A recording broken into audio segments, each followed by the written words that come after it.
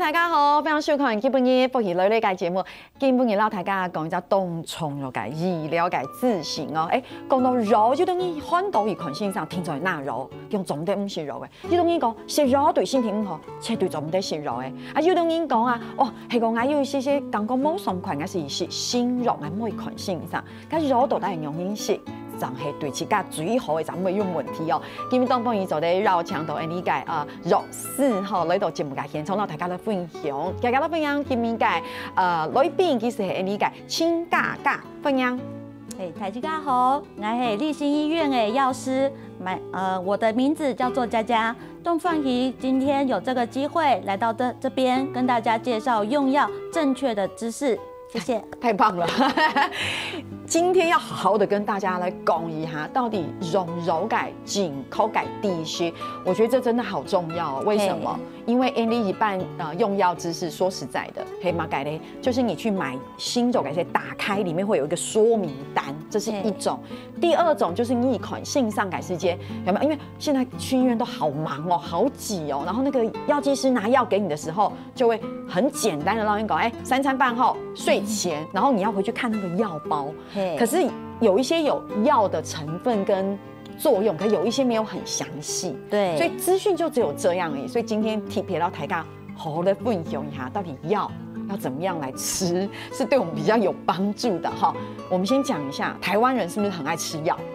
其实我觉得是分成2种，有一种哈就是觉得说自己小病不断哈，然后就觉得说哦一定要吃药，去医院医生没有拿药，还会觉得很奇怪，怎么医生没有开药给我们吃，哦就吃了很多，到处去拿药。对。那另外一种人就是说他可能就觉得说吃药对身体不好，能不吃药就不吃药，真的尽量不要吃，因为运动医美讲，其实可能身体非常的不舒服哦，因为就是症状很明显，不管是头痛也好，所以你要不要吃一颗药？不行，肉对身体副作用感不好，总得洗，所以你看，这就是每一个人不同的状况，所以到底药应该要怎么吃？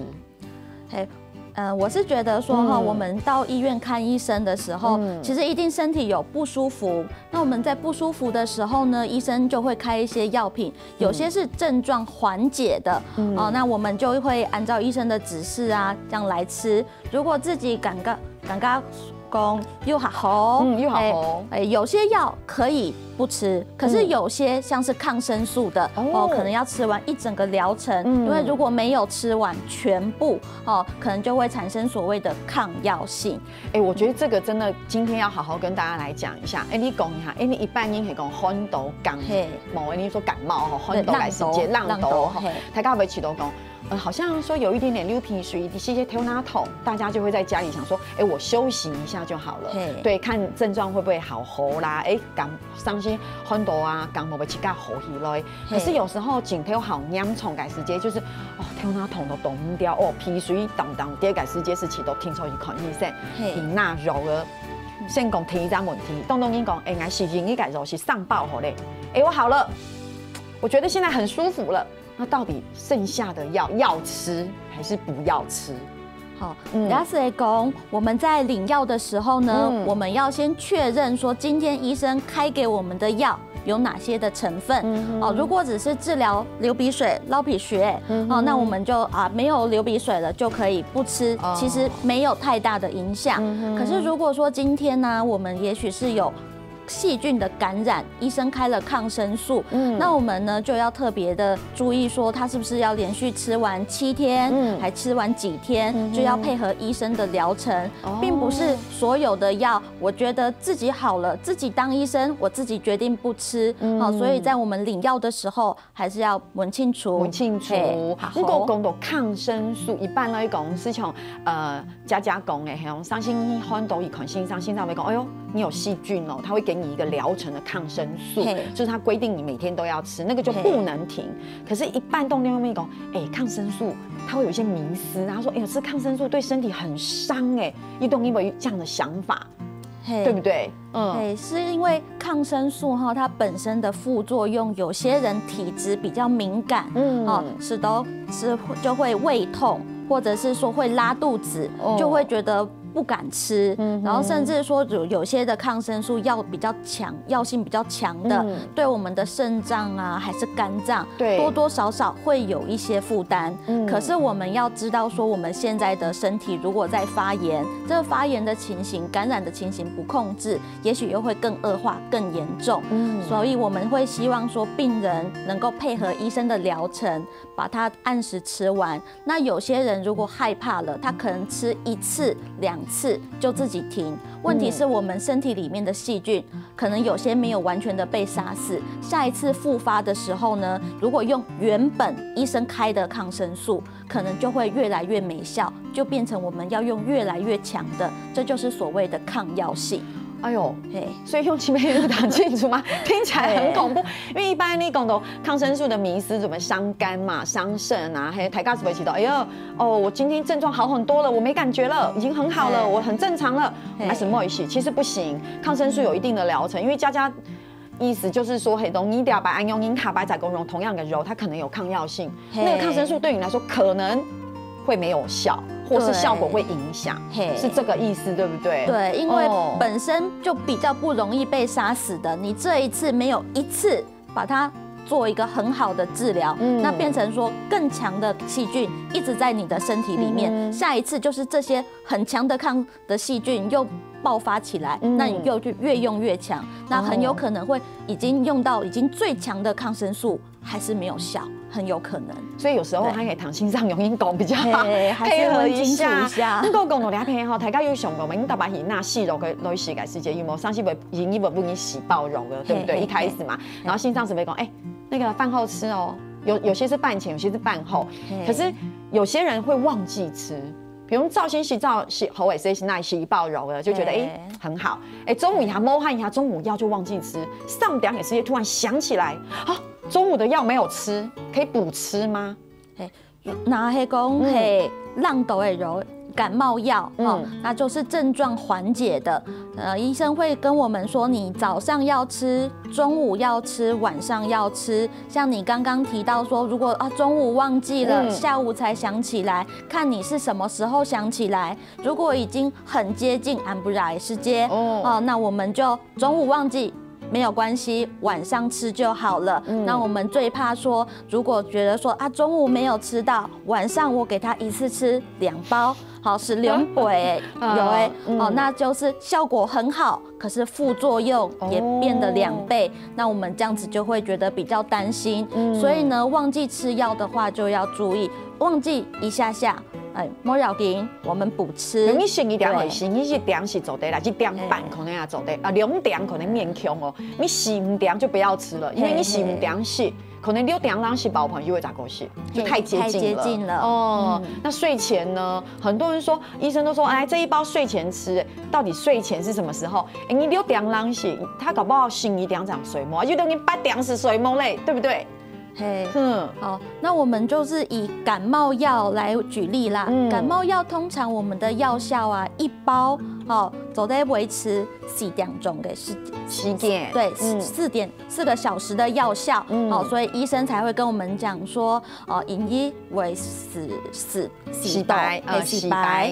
所以就是这样子，让你说一直可以维持差不多的药效，所以就这样子间隔来吃。那如果说你是很晚睡的，那你可能晚餐吃了1包，你就算一下啦，你算一下4点钟。可是如果6点多洗包盘是8点是水墨音，我觉得那一包就算了，是这样吗？对，可以这样子，可以这样子。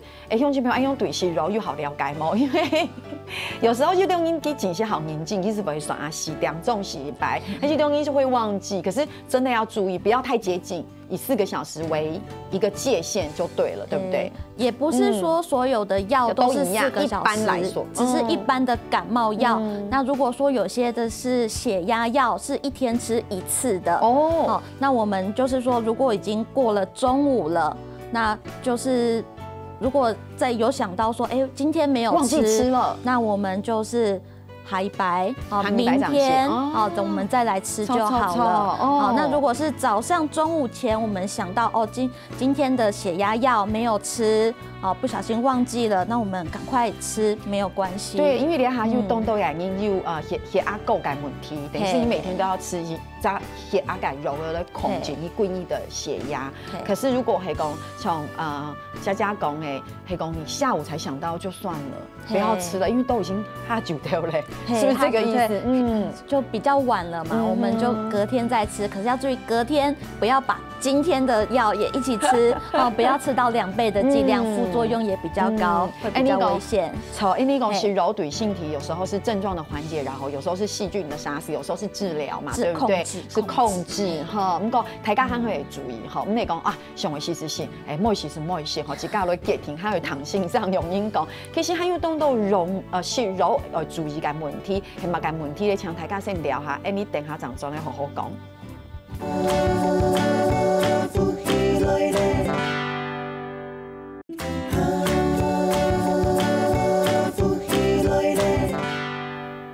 今日大家都分享一下到底係容易咧攝肉嘅，當然希望講身體做啲當抗體，唔過係講像是昏倒啊，然後係講有乜嘅慢性疾病，還是攝肉嘅，譬如高血壓就一定要吃藥嘛，對不對？而且不要以為輕忽他，想說今天沒吃沒關係，所以還是要注意，怎麼樣來用藥，就係提緊口嘅，就唔會有一些副作用發生。唔過你下大家都分享一下，大家要知道冇？對理解地西地毒，大家常常會聽到類固醇。有沒有？大家說講到類固醇，有些人會覺得那沒什麼，我們可是當一個類固醇，好像想到它會有好，會凍僵，都有凍到嘅副作用嘅感覺，對不對？是不是有這種感覺？對，我覺得現在台灣的民眾聽到我們的類固醇，就會覺得它的副作用可能會造成體重的增加，臉會變得很圓，像一個大月亮哈。可是其實我們臨床上呢是有它使用的必要性。那是在哪一些疾病可能會用到呢？就是這邊所提到的疾病。那你看得到。類固醇它的作用呢，其實大部分來講就是用在發炎。我們身體如果不同部位的發炎，例如說關節發炎，就會有關節炎；皮膚發炎就皮膚炎。那這些時候呢，就會利用到我們的類固醇來做它消炎的作用。所以因為什麼要跟大家來分享呢？因為譬如講你還有當到給小朋友去看線上嘅世界，然後線上就說這個小朋友的藥有一些類固醇給興奮哦，然後媽媽就說不要不要。會這樣嗎？我們在醫院常常會遇到這樣子的案例，因為現在很多過敏兒，他可能皮膚過敏，會氣喘。那其實我剛剛提到說，類固醇是用來消炎。消痠那我們的氣管其實在發炎，就是我們的氣喘，氣喘就是我們的氣管在發炎。那這時候呢，就必須要用到類固醇來給它消炎。那如果說家長又沒有按照醫生的指示，沒有吃這個類固醇的藥品的話，那就會覺得為什麼看這個醫生看都看不會好，反而越來越嚴重？那就是因為沒有按照我們的指示來吃。難怪上次怎麼講怎麼都款袂好。不過剛才佳佳講是大家有談到嘛，其實它是像皮膚發炎也會嘛，對不對？動到感應建議看皮膚科改性上改時間，你知道看皮膚科有時候醫生就會給你藥膏，對不對？膏一個圓圓的小小對小小瓶，對對對，圓圓小小瓶，然後打開來，然後有時候上面我會有一些比較明確的說明，裡面就會說，皮膚科改藥膏會有一些類固醇的成分。對不對？所以其實也不用太害怕。對，因為皮膚科我們會去看皮膚科，就是因為這邊可能有疹子會紅紅的，會癢，那就是透過類固醇它消炎的作用，讓它不會發炎，就不會紅，就不會癢，這樣子局部來使用。那如果說從前一段節目，你睇到有講到嘛，譬如講你係浪痘啊，去看性上，譬如我覺得今天有個很重要的觀念，譬如你係流鼻水、東洋蟲，你流鼻水是揉狗後，我覺得流鼻水嘅症狀減緩了，其實藥是可以停止的，是沒有問題的，對不對？是不是可以這麼說？如果是用來症狀緩解是 OK 的，是可以的。那像類固醇這樣子的藥，比如說你去皮膚科，醫生說你要固定擦哦，可是你覺得好像已經好一點了，那是不是因為大家會講說，那是不是就可以不要擦了？哦，这我觉得要看情形，因为如果说你真的在发炎，可是有些时候你只是暂时不痒，好，暂时而已。然后如果说你没有，你已经就是又停了，它可能又会复发起来。所以我们也希望说你的那个。他如果帮你开了1个礼拜的药，那我们就擦1个礼拜，然后这样子等它全部好了再来，不然可能会反反复复的来使用。对，了解到大家来分享嘅好简单嘅第一些是大家可能糖都未吃到，类固醇，上台节目你讲到抗生素。有没有？聊团你讲的类固醇，你要两种容一半改民众哦，一糖豆也世界会觉得好像一开始会比较抗拒，因为担心嘛，对不对？而且东东因为讲这个药都会残留在体内，对对，或是吃很多药会残留在体内，大家会忧虑这件事情。除了加讲的副作用之外，对不对？所以其实像其他药品呢，大家会不会觉得药品呢会不会残留在体内？其实我们的吃药啊，我们在身体分为4个阶段。第一个就是说你吃下去如何的吸收，然后如何的分布到我们作用的器官，然后可以透过我们的肝脏代谢、肾脏排除。那有些药，几乎所有的药都是可以这样子顺利的被身体代谢排除。可是像有些人，为什么他要洗肾？为什么？因为他的肾脏的机能没那么好了，他可能没有办法把药顺利的排出，所以他可能要用洗肾。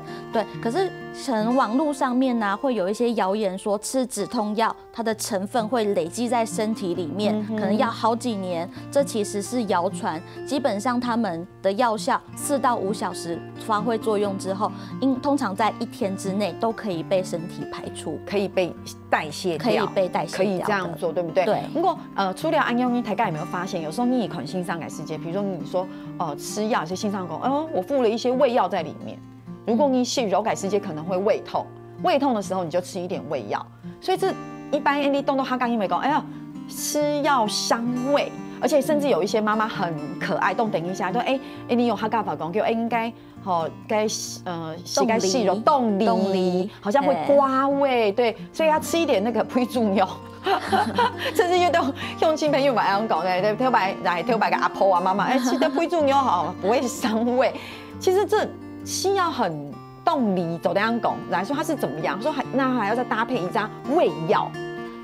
这个西药的部分呢，其实有些只有特定的药。好像是那种止痛消炎的成分，它本身真的会对我们的肠胃啊会有一些的刺激，可是并不是所有的都要搭配胃药使用，因为有些时候我们只要安排在饭后吃，因为医生会说我们在3餐饭后，对，那它的用意就是说可以其实不用加胃药，饭后吃，肚子里面有一些东西，有一些 pre-drug 的时候，对，我们就可以让它对肠胃的刺激减小一点，而且有些药如果搭配胃药来使用，可能会让我们原本的药效会减弱。会有所谓的交互作用，是。那很常我听到民众讲说，为什么今天医生开药没有帮我开胃药？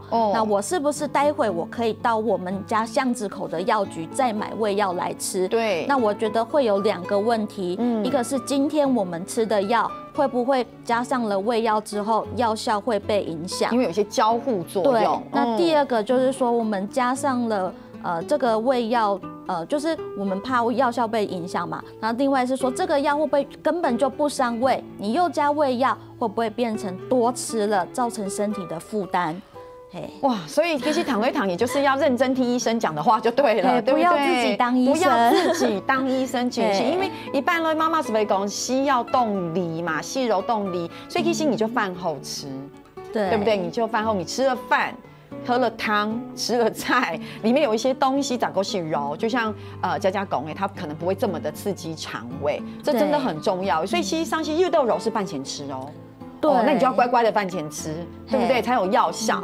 因为有些药它要在饭前，因为有些药是食物会影响它的药效，像是有一些抗生素。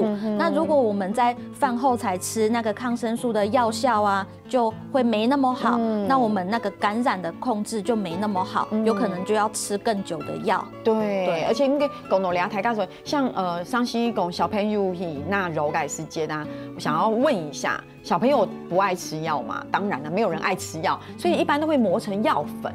嘿，对，那样子是比较好吗？比如是比较容易吸收，对不对？还是小朋友比较容易吃？好，我想要把它磨成药粉的话呢，并不是因为它比较好吸收，是因为小朋友啊，他们没有办法吃一颗一颗。他们的剂量是用他们的体重来算，是，好像大人也许今天的这个感冒药，他就是吃1颗，剂量是可以，可是小朋友可能要吃到0.33颗，那我们也不可能说叫你回去这样子算0.33，那我们就会透过机器来磨粉，分成。每次1包就是小朋友这次100的剂量，好让你方便来吃。原来是这样子。那如果说像把那个药粉冻到做妈妈，人家可能肯定型，有时候小朋友感冒摸奶喉嘛，欧阿子啊，以及水凉水，他们当然很不喜欢吃药，有时候会放到牛奶，放到稀饭，比如说摸这样子可以吗？我们这边的话呢，我们强烈建议药粉不要加到牛奶里面。什么？是不可以？有2个。一个是说，可能会有交互作用，因为牛奶里面充满了丰富的钙质，有些矿物质。那我们药物的有效的成分，如果碰到这些金属离子，碰到这些钙质，很有可能会被影响，然后等于是说它已经没有药效了，然后喝下去就没有效。好，另外是说，如果我们把药加进牛奶里面，欧阿子没有办法喝完1整瓶的牛奶，那会不会我们的药没有全部的吃下去，没有达到最好的药效？那帮稀饭可以吗？不用摸一毒。也是不建议，所以呢，单独来使用，确保我们不会产生交互作用，配白开水就好了。其实还是尽量能够，如果小朋友尽量啦，如果能够吃就尽量。如果真的是因为有些病一吃就哭，或是一吃就吐，通常医生可能会搭配一些糖浆，有些是药水，香鸡甜甜的，哇，子动喜欢这样子甜甜的口味。好，根本以后哇，你要是真係手舞动态吼，不过还有动到用因来静口来融入嘅地区，让大家来分享聊下，等下陣來。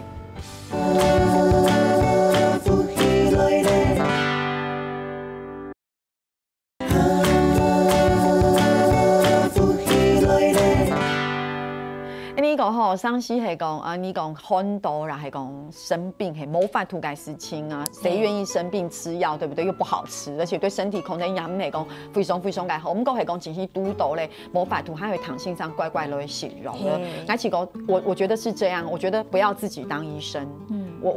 我的感覺是這樣，東因為講啊，我自己隨便吃一吃，或是我自行請才食到肉停下來。好，有的人講啊，聊到肉師從家講，好可怕哦，我不要吃。我覺得就是你就是按照規矩來，該怎麼樣就怎麼樣。好，我覺得所以基本你倆是誰，老公全部來分享按樣改地線。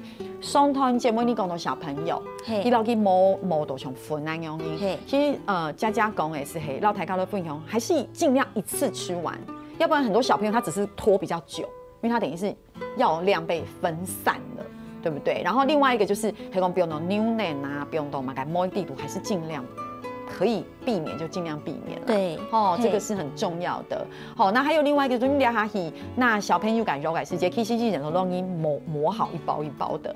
好，如果你很講究，你自己磨也可以，對不對？對，我們可以說不要磨粉就不要磨粉，我們可以喝藥水。可是如果真的說我們必須要吃那個藥丸啊，小朋友又吃半顆的，我們也許就是剝一半，小朋友吃。那如果不是剝一半的，要那種分1/3的，我們可以自己買鹽波，自己磨，在家裡自己分。那是不是拿藥的時候要問得很清楚？很多媽媽要問得很清楚，才知道要磨多少的量。好，就因為我們的藥袋上面會有標示說，一天吃幾次，每次吃幾顆，那可以跟醫生講說，我們可以回去自己來處理，因為我們醫院病人那麼多，好，那我們這樣子用這個些機器啊，好，磨完一個，接着下一個，好，很有可能會有一些清潔沒有那麼完全，好，那會不會有一些混到啊什麼的？我們當然是不希望，可是如果能夠在家裡，那就安全衛生，好，為自己用藥把關，也是一個方式，對不對？你看，講到還有一個動寵的改貴娘，在今天這一節的節目裡面，一定要跟大家分享，那就是藥品改保孫。為什麼先這麼說呢？先講第一個，體寵然後動因為講，哎呀，我好了。我药有剩呢。你看，医生给我3天，我只吃了1天半，而且都是感冒药，而且我每次都去这家医院，大白都会了解性上，所以我揉了个病呢。我等到我下次那个度和感冒改时间再吃，可以这样吗？反正差不多啊，就流鼻水啊、头痛啊、喉咙痛啊，对不对？一般哈，我像是我阿公啊，在家里啊，他也是，他有很多的库存啊。我有一次还看到他为什么同样的药一次吃2颗，他跟我说，因为家里还有剩，还有很多。我想说我一次把它吃2颗，这样不行。对，我就说安用英总得那因为我们现在如果是感冒啊，有些可能会说放着。反正我知道这一颗是吃流鼻水的，那一颗吃头痛的。对，下一次我这样子的症状，我就这样子吃。可是我们不太建议，因为每一次的症状不太一样。那会不会是说里面上一次的药有施一些抗生素，可是我们不知道这一次又吃，还是说这一次其实有感染，可是上一次的又不是症状，所以我们还是建议每一次还是回到我们医院绕线上再看一下。嘿啊，所以揉真的某些天时都给溜下来，我觉得真的不用。不过讲到俩子，你看嘛，揉跟不是溜下来，你是被调体嘛，系么？先讲到调体之前，你那都揉，有些是一个长期慢性疾病服用的药，有时候一拿很多，因为你款性上可能是好几个月回诊一次，牙医公司当年回诊，线上不你一台爆改肉台的地步很多药，到底要怎么样去保存药物？比如说，现在不是很流行哇？我记得我爱记得头发好时尚，我会拿药盒。好像很酷有吗？打开来一个一个打开来，哇，这个什么这个什么，或是这样一排的药盒。对，到底药物要怎么保存？用药盒可以吗？那个其实先说到保存啦，好像有些时候民众会问说，这个药带回去要不要冰？是不是冰起来药品比较不会坏掉？可是其实不是所有的药都要冰。原则上我们把握3个原则。第一个避光，不要太阳光直接照射，怕药品变质。也避热，因为热源也可能影响。然后也避免潮湿，放在干燥的地方、阴凉的地方。然后没有说要冰的话呢，就不用冰，因为其实冰箱里面其实反而更潮湿。基本也紧些讲恰恰讲，发现过去我也犯了蛮多的错误的，因为有时候一种比较长期的那种慢性疾病药，或者是说像血压药这种东西，也没有问清楚，反正药就全部都冰在冰箱，安用会走的，对不对？也怕说家里有小朋友啊，是因为打开来，看到一粒一粒风黄黄的，不小心会以为糖果，所以就要放到小孩拿不到的地方，干燥，尽量是干燥。那你放药盒可以吗？一格一格。因为我有看过一种很专业的药盒，它有28格，28天。那也就是会有些人他会把那个28天的血压药，1天1颗，他就把那个铝箔打开来，一颗一颗放。可是我们知道我们台湾的环境很潮湿，我们通常建议，如果你真的要分，你短期分，可能他今天的药是1个礼拜。那你就分1个礼拜，不要一次分的很多，因为我知道老人家有些他是一个人独居的，家里人可能1个礼拜来看一次，他帮他分少量的分，可是不建议太多，因为他们药品的保存很容易潮湿。对，但是如果说我们一般正常来说，如果没有分，因为像我就不会有用药盒，我就是医生拿给我说一包一包，还是一包一包用。病呢，然后感冒很多改时间，所以其实是看个人习惯，但是还是不是太建议100病冲豆，因为它有可能会受潮嘛。对，因为刚刚佳佳有讲嘛，虫少、虫热总的，虫潮湿啊总的，注意哦，湿度、都市都会到沟尾切都会分开来。对，然后上面那些说明要留得很清楚，因为动念记很容易，他说啊，我记得啦，聊嘛改，要记得好清楚有没有？等到写一下，哎呦。这个是好像很天哪桶还流鼻水，就会真的会忘记。可是你一开始觉得，这应该记得很清楚，所以说明对不对？然后一些医生给的，比如像有效日期、什么用药的剂量，还是要把它都那些纸张都要留起来，才不会忘记。对，我们把那个药它现在是1药1袋，那药袋上面就会写说是几月几号领的，上面做什么，我们就摆在那边，就会比较好一点。所以今日老大家都分享很多吼，贵是节目行到两片的吼，有只动场改过年，然后大家都经历哈，就是用药的5大核心能力，对不对？这很重要。好，那现在就是来说明哈，就是我们一去医院看医生，就要跟老师上工来。就是哪里不舒服的状况，要说的尽量说得清楚。现在有在吃哪些药？因为医生不晓得你另外在哪个医院有吃什么药，有可能会重复开，还是说有些人呢体质会有过敏，好，对哪些成分过敏跟医生讲清楚。好，然后我们去药局领药的时候啊，看清楚药品的标示，怎么吃，怎么用，好，用对方法，要吃对时间。对，我觉得吃错药很可怕，对不对？好，这里就是自己，这是一个观念，就是你做自己的主人，对不对？然后与医师、药师做朋友。对，如果说有任何用药不懂的问题，自己可能不太清楚，就可以跟我们药师可以打个咨询电话，我们可以这么好。对，我们医院有不会不耐烦啊，因为我们都问那么细，很愿意帮民众处理用药的问题，因为药其实一体两面的东西，用得好。它可以很好的疗效，用的不好，副作用对身体的毒性、对身体的负担就很大，所以我们都希望民众能够建立正确的用药观念。对，所以今日特别绕墙都家药师来到节目底度时，老大家来讲吼，建立健康改容柔改观念，比如讲，去看医生，身上冇拿肉，怎么的？一定要吃药，对不对？这也是一个观念的问题，对不对？一东一讲啊，我好了，来揉摸一起，这也是一个观念，对不对？所以其实就是要跟医师、药师走好朋友，就干嘛问题也问清楚。有时候去吉嘎波哈旁边的诊所，也或者是医院去拿药的时候，拿到药包说真的看不懂。当下一定要立刻问，问清楚，不要不好意思，对哈，黑公你伤心英文好清楚，我相信其实很多的你讲性上药剂师也是我们的医护朋友，其实是非常有耐心的，可以为大家慢慢解说这个药怎么吃，对不对？尤其你面对龙眼干，对不对？龙眼干还好，拢去讲得好，凶色好米色都系冇几多食。豆也是食唔错，反而对身体有更不好的影响。好，所以乡亲朋友，基本上也是是老大家来讲的健康介融入的。希望乡亲朋友可能也是感觉哇，只是得到头牌动到地改地形哈，所以非常感谢你改佳佳，是么你哈？今日来到节目底度，老大家都分享按豆改融入改地形咯。其实融入改地形，你一点钟是都在讲题的，还有非常多对。下次有机会再个来分享。好，是么你？主持人好，乡亲朋友聊下咧，大家咧聊下来做认同了。